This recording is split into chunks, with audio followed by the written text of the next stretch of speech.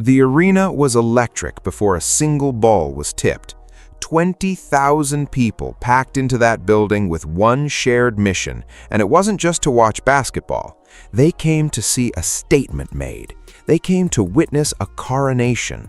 And somewhere in that locker room, Angel Reese was convinced she was about to give them exactly what they wanted. She had no idea what was coming. What unfolded over the next few hours wasn't just a basketball game. It was a reckoning, a moment where trash talk met its consequences, where a bold pregame prediction collided with cold, hard reality, and where one of the most hyped rivalries in women's sports history took a turn that nobody, not the fans, not the analysts, not even the most devoted Angel Reese supporter in that building, could have predicted walking in. By the time the final buzzer sounded, the noise was gone. 20,000 voices reduced to silence. And the woman standing in the middle of it all wasn't the one who'd been talking the most leading up to tip-off. But to understand exactly how we got here, you have to go back 48 hours, because what happened on that court didn't start with a missed layup. It started with a microphone, a press conference, and a comparison so audacious that it set the entire sports world on fire before the opening tip even happened. There's bold, and then there's whatever Angel Reese did at that pregame press conference. She sat in front of the cameras, calm and composed, and in so many words drew a direct line between herself and Michael Jordan. Not in terms of skill, she was careful enough to frame it around brand, impact, and what she calls her competitive fire. But the implication was impossible to miss. She was positioning herself as the real face of the WNBA, the magnetic force, the one driving eyeballs to the league. Not Caitlin Clark, her. Now, you have to understand the context here. This wasn't some random quote pulled out of nowhere. This came at the height of the Reese-Clark rivalry, a rivalry that had been building since college, one that had spilled over into the pros and was now being dissected on every major sports platform in the country. Reese had been leaning into the drama all season. She knew how to generate buzz, how to stay in the conversation, how to keep her name trending. And to her credit, it had been working, up until this moment. Because the moment you invoke Michael Jordan, you've changed the game entirely. You're no longer talking about brand deals or social media followers. You're talking about the greatest basketball player who ever lived. And when you use that name to position yourself above someone who is, by virtually every measurable metric, outperforming you on the court, you've handed every critic in the country a loaded weapon. Rumors and fan speculation had been swirling online for weeks about whether Angel Reese's growing confidence had crossed the line from competitive edge into something else entirely. Many felt she was building a persona on controversy rather than consistency. And with one press conference, those conversations exploded into something much bigger. The internet didn't just react, it erupted. But none of the online noise hit quite the same way as what happened next on national television. If Angel Reese's press conference was the spark, Stephen A. Smith was the gasoline. He came out on ESPN with the kind of energy you only see when someone genuinely can't believe what they've just witnessed. He didn't yell right away. He set it up methodically, almost surgically, walking through Reese's comments step by step, like a prosecutor laying out evidence before delivering a verdict.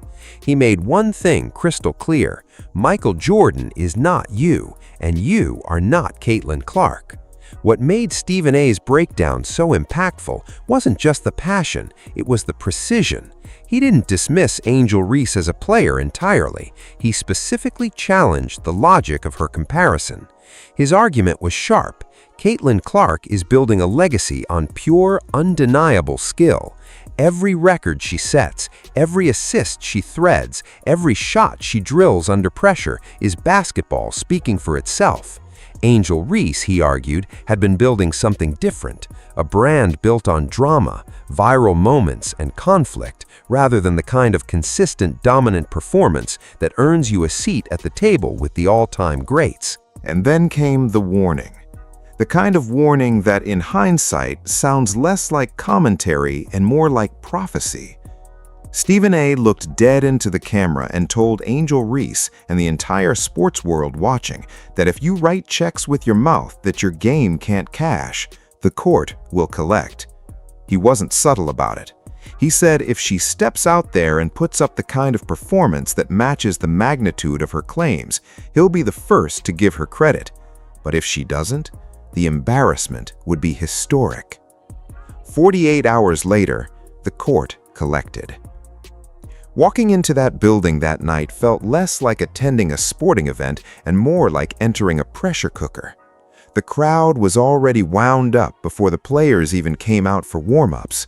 There was a hostility in the air that you could feel, the kind that only exists when tens of thousands of people have collectively decided they're not just fans tonight, they're participants.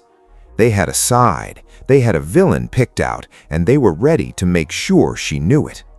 Caitlin Clark was that villain in their story. Every time she touched the ball during warm-ups, a wave of noise rolled through the arena. Not cheers, jeers.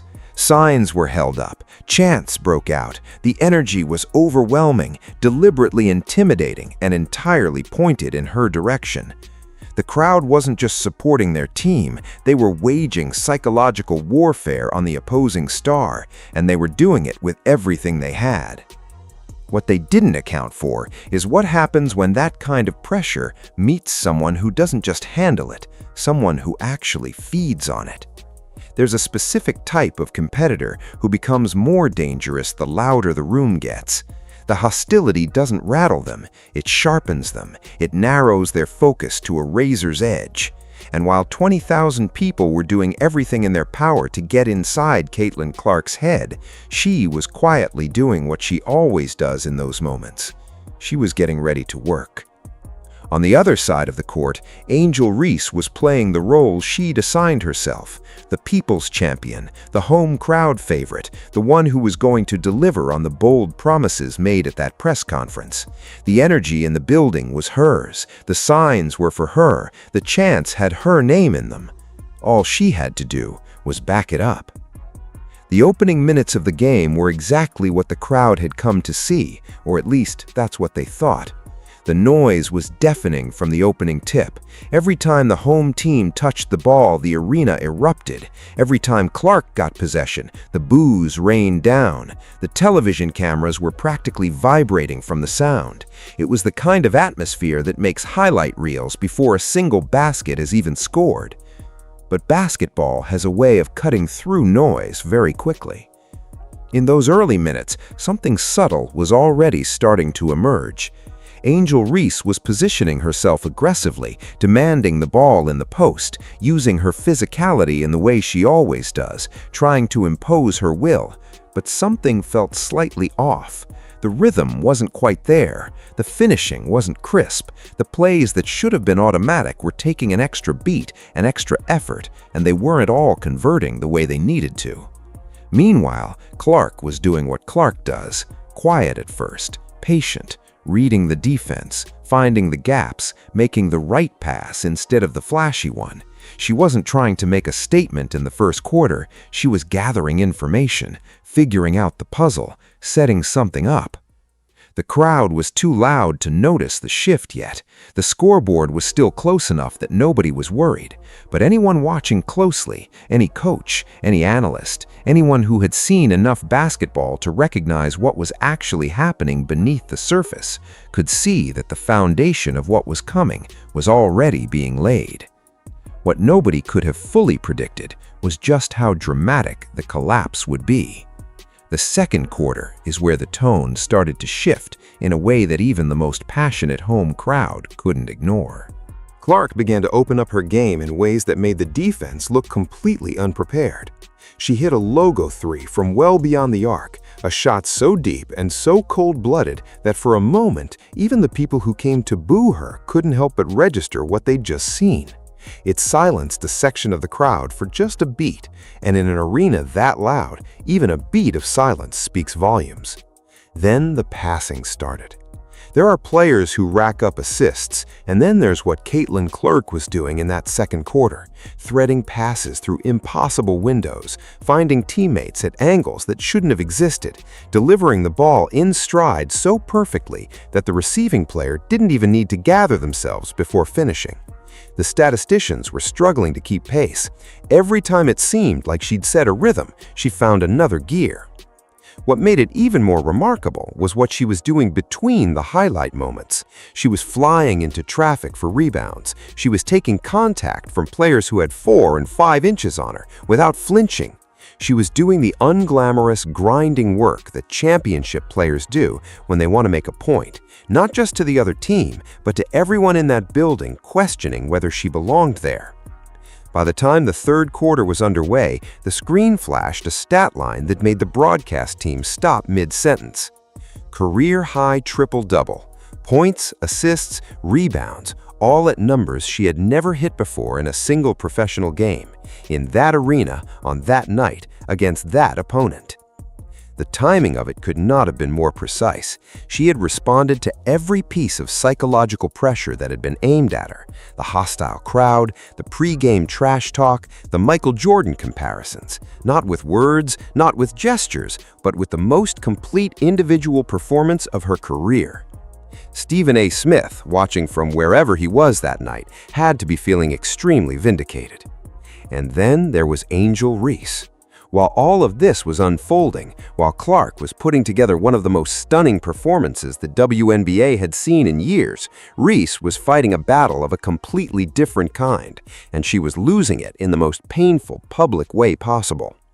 It started with one miss, a wide-open layup, the kind of shot that goes in 99 times out of 100. She had position, she had the angle, she had the opportunity. The ball went up, and it didn't go in. The crowd exhaled. The bench winced, and everyone assumed it was just one of those moments. Basketball is a game of misses. Everyone has them. Then it happened again. Another wide-open layup, another miss. This one even more straightforward than the first, closer to the basket, less contested, no real excuse for it not to fall. It rattled out, and this time the reaction in the arena was noticeably different. There was a pause, a tension, the kind of silence that asks a question nobody wants to answer out loud. And then a third time. 3 missed wide-open layups in 6 minutes. In a game this important, in a building this charged, against an opponent who had been publicly warned and was now publicly demolishing the case for everything Reese had said at that press conference. The numbers on Reese's layup shooting over the previous 4 games had already been alarming. Analysts had flagged that she was converting less than 25% of close-range attempts in that stretch. But seeing it happen live, in real time, in this specific context, was something else entirely. The coach's post-game press conference said everything without actually saying anything. Long pauses between answers, careful measured language about getting looks and having chances, the kind of diplomatic coach speak that only comes out when the person speaking it is trying very hard not to say exactly what they're thinking. He was pissed. Anyone watching could see it. But the most telling moment didn't come from the coach. It came from what Angel Reese did after the final buzzer. She didn't speak to reporters. In a game where she had compared herself to Michael Jordan less than 48 hours earlier, where the entire sports world had tuned in specifically because of that comparison, where the pressure and the stakes were never higher, she walked past the media and said nothing. There's one specific moment from the final quarter that deserves its own chapter because nothing else from that night captures what happened quite as precisely as this single play. The game was in its final stretch. The lead had changed hands multiple times. The crowd was reaching a fever pitch, desperate, loud, believing. And then Clark got the ball on the wing. What followed happened in about 3 seconds. A hesitation that froze her defender completely, a crossover that sent the defending player stumbling backward, a stride back into open space, and then a three-pointer, not from the arc, not even close to the arc, a deep, contested logo 3 that split the net like she'd been hitting that exact shot in an empty gym for years. She didn't celebrate, she didn't scream, she didn't point at anyone or say a word. She just turned, looked at the crowd, and let the silence do the talking. 20,000 people, the same 20,000 who had been howling for hours, who had held up signs, chanted her name in derision, done everything within their power to rattle her psychologically. Every single one of them went quiet at the same moment, not gradually, suddenly, like someone had reached up and hit a mute button on the entire arena. You could, as some in attendance later described, actually hear the building in a way you never can during a packed game. The kind of silence that only exists after enormous noise, the kind that feels heavier than regular silence because of everything that preceded it. This is what Stephen A. Smith had warned about, not in specific terms. He didn't predict the exact play or the exact moment, but he had predicted the principle of it. He had said that genuine greatness doesn't need to announce itself. It doesn't need to compare itself to Jordan. It just shows up, performs, and lets the outcome speak.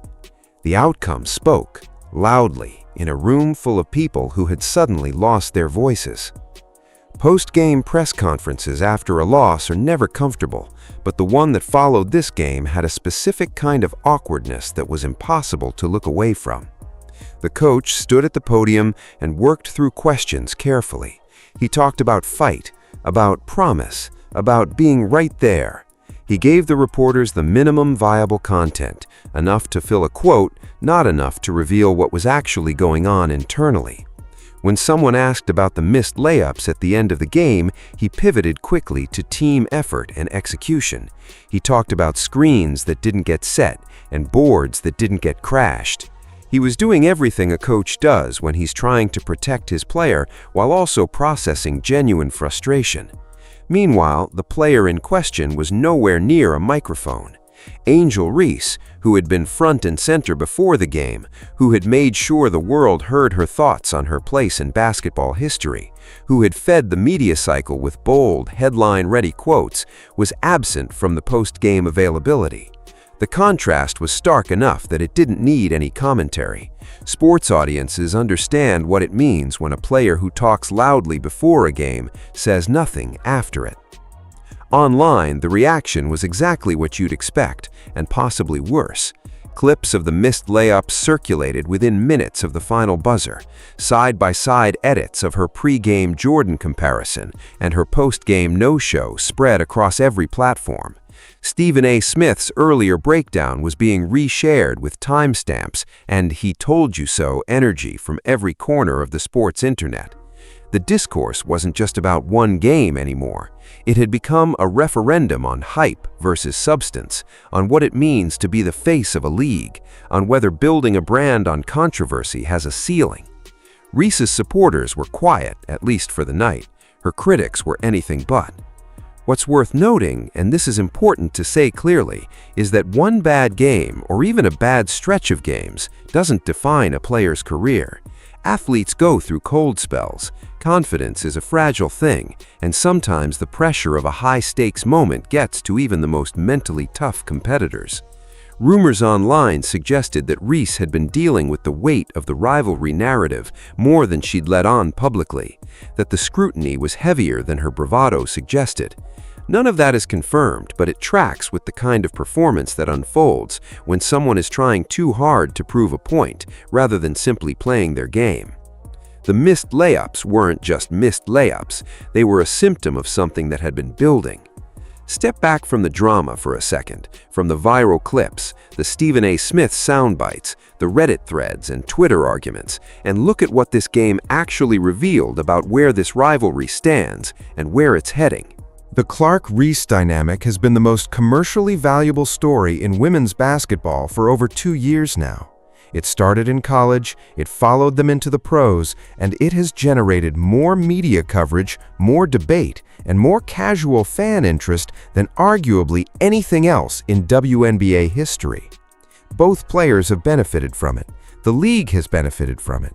It has put women's basketball in front of audiences that had never watched a WNBA game before. On that level, regardless of your opinion on either player, it has been genuinely significant.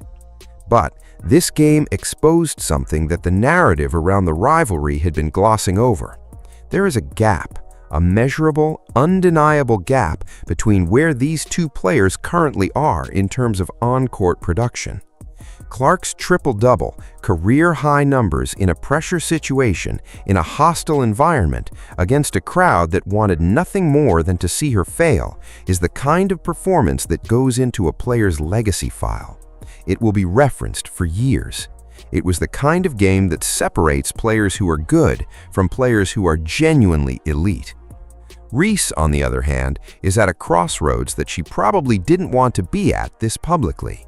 The missed layups are fixable. The shooting efficiency issues are correctable. Players work through mechanical problems all the time. But the brand positioning, the Jordan comparison, the face of the league framing, the manufactured rivalry content, that requires a different kind of recalibration. Because now, every time Reese steps on a court against Clark, that press conference exists. That comparison exists. The post-game silence exists. The expectation has been set, and expectations, once set at that level, don't quietly disappear. What's fascinating about where this goes next is that both outcomes are compelling. If Reese responds, if she puts together the kind of sustained, dominant performance that backs up the confidence she's been projecting, then this story has a redemption arc that writes itself. The sports world loves nothing more than a bounce back. If she doesn't, if the shooting struggles continue and the big game moments keep slipping away, then the narrative around her becomes something much harder to shake. Stephen A. Smith saw it coming. He said it plainly on camera before the game was played, and while plenty of people dismissed his take as hot takes from a commentator who was always going to side with the more mainstream narrative, the court made his case for him more definitively than any broadcast segment ever could. The rivalry isn't dead. If anything, it may be more interesting now than it was before, because now there's genuine stakes, genuine consequences, and a genuine question about what Angel Reese does next. The sports world will be watching, the cameras will be rolling, and the next time these two step on a court together, the weight of everything that happened in that arena, the missed layups, the silence, the post-game no-show, the Jordan comparison, will be in the room with them. Only one of them seems comfortable with that weight. The other one has some serious work to do. And somewhere in a production studio, Stephen A. Smith is already thinking about what he's going to say when they meet again. Drop your thoughts in the comments. Do you think Angel Reese can turn this around, or has the Jordan comparison permanently shifted how people see her? And if you're watching this and you haven't subscribed yet, do it now. These breakdowns drop constantly, and you don't want to be the last one to the conversation.